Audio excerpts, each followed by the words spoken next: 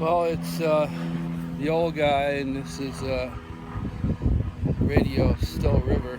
And, well, we're into high summer now, the last 2 weeks of August. And there's a nice cool breeze today. Anyway, it has not been a quiet week in Still River.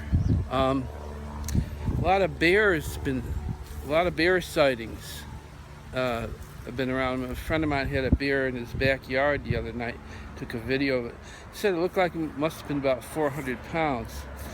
And a little while ago, right here, a red-tailed hawk flew down right in front of me and picked up a chipmunk and took off just like that.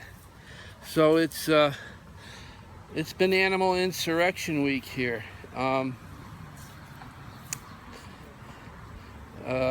So I don't know, it's seeing groups of kids running around into odd places with cell phones in their hand playing Pokemon Go. And well, I was thinking about globalization, and reason being, I saw I think it was a documentary on technology and energy, and you saw looked like an Amazon native standing in front of his grass shack somewhere in the Amazon with solar panels on the roof, and he's talking on a cell phone. And they said he's making deals for all kinds of rare plants and medicinal items, and probably some boutique pot or something. But he's on his phone, standing there with his spear on his phone. And then they show him a year later, he's got a mansion somewhere on one of the islands, and he's got like 10 Ferraris in the backyard. Then in another documentary, I saw these up in the Andes Mountains, this Andean standing there, a native in the mountains, and he's got a little bag in his hand. He's standing there, he looks up, and this helicopter lands, and the guys come out, and he hands him the bag, which turned out to be a bag full of about $3 million worth of emeralds. And they pay him off and take off. And globalization.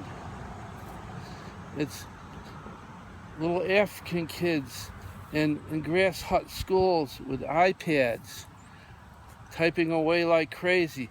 This one fellow in Africa, he made his own little energy and cell tower up in the.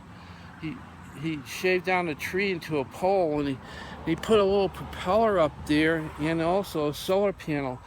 I think he's the first one to combine wind power and solar power into one unit. And like all these energy companies have contacted him to see how he did it.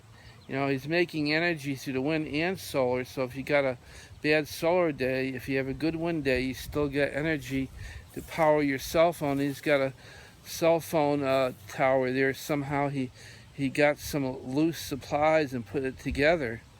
So globalization, it's happening. People are becoming globalized. And I had a funny dream once. It came back to me about it. It was like, I felt like I had this white jumpsuit on. I woke up in this white room, in this white building. And the sense I got was I was in a galaxy, in a universe, and in a galaxy way, way far away, light years away. And everything was on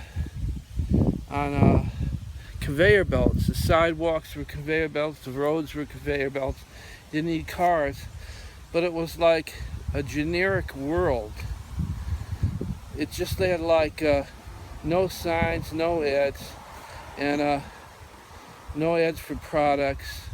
It just, there was one building that I think it said just food on it, and another building looked like a store. It just said stuff. And like You know, and everybody's ID was like you showed your ID to a person to go into the food building, and it just said, you had your picture and it said person. So like, I was stuck in a generic world, and that's, well,